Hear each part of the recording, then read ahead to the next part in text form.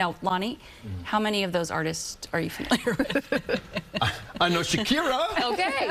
Of course Well, that's all we need, right? No, but you're right. You're going off the list. I'm like, yep, nope. There's two I wasn't familiar with, so now I'm going to go look them up. What about you?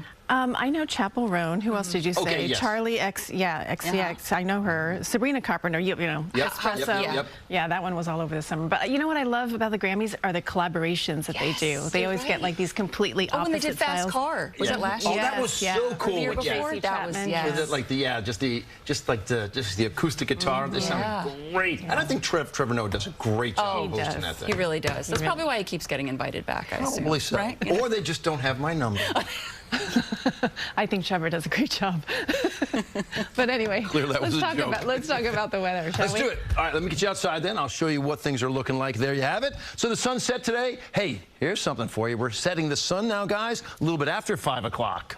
I know, 5:04 it's set. The earliest sunset was right around Christmas Day, Christmas Eve or so. But here we are, 5:04. The sun was setting. You're right now 32 degrees under a mostly clear sky. What do you expect as we look ahead? Well, we were cold today. You're going to be cold again for your day tomorrow. When I say cold, right around the 32-degree mark, well, you're going to break the 32-degree mark, I think, significantly by Sunday. Could still be a few flakes out there, especially north of the area.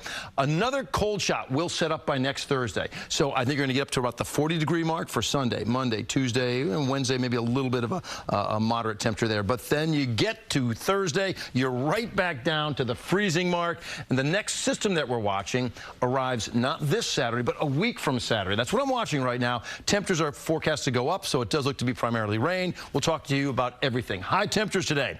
We did break the freezing mark in Central Park, but barely. We got to 33 degrees, and everybody basically south of 287 was, 32 or greater. If you go north of 287, it was sub-freezing out there. Bridgeport, Connecticut, you were 35, but White Plains, Poughkeepsie, Sussex, all hitting 31 degrees. So if you were below the freezing mark today, you weren't much below the freezing mark. Temperatures were running, for the most part, anywhere from 2 to 5 degrees warmer than you were yesterday. And right now, the radar picture, again, this persistent little flow of a snow flurry, all related to the lake effect snow coming off the Great Lakes. It's nothing dramatic, but I'm just saying a little snowflake north of the area. That's what it is attributed to. High pressure sort of in control of our area. I want to take you down to Florida because we are watching a warm-up come to the area. Look at this. The cold weather alerts now going all the way down, not to Miami, but pretty darn close. It is cold in Florida. If you've got plans to make a trip there, dress appropriately or bring the warm clothes. I do want to go out west and talk about what's going on with the fire situation. Now, the fires are not fully contained, but things are looking better in the world of nature because there's, first of all, a forecasted wind drop and shift. So the winds should go down to maybe 5 to 10 miles per hour, and there's an onshore flow. So it's got more moisture within the air mass itself. But speaking of moisture, there's rain in the forecast, but now there's a flood watch and there's a mudslide watch because the ground is so parched, it's burnt.